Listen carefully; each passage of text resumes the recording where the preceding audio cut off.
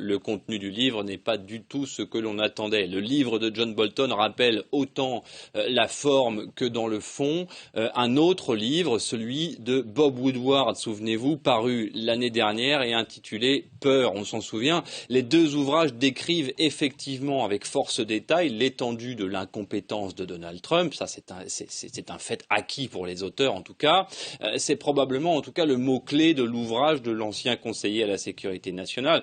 Du point de vue de John Bolton, qui était encore, il y a quelques mois, un des hommes les plus puissants de la République américaine, Donald Trump n'a jamais cessé d'agir pour son intérêt personnel et au détriment de celui des Américains.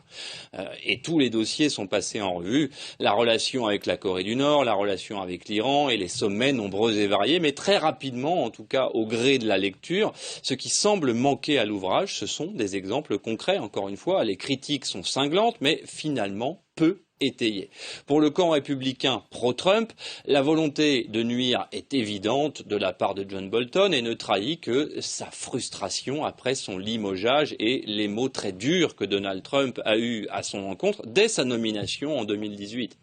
Il y a bien quelques révélations comme le rôle joué par la Corée du Sud dans la relation américaine avec la Corée du Nord, mais alors que John Bolton promettait une véritable bombe de nature à relancer une procédure de mise en accusation, rien que ça, aucun juriste à Washington, pourtant tous destinataires du manuscrit, n'y voit une piste pour lancer une quelconque enquête. Il y a bien une raison à cette absence de preuves, et vous l'avez dit, cette raison, c'est le poids du secret défense qui pèse sur les collaborateurs de Donald Trump actuels et anciens.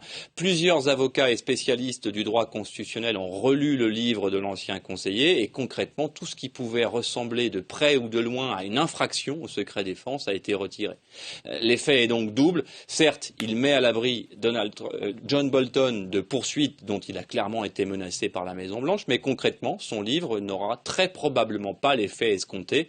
En tout cas, il n'entamera pas la base électorale du candidat Trump.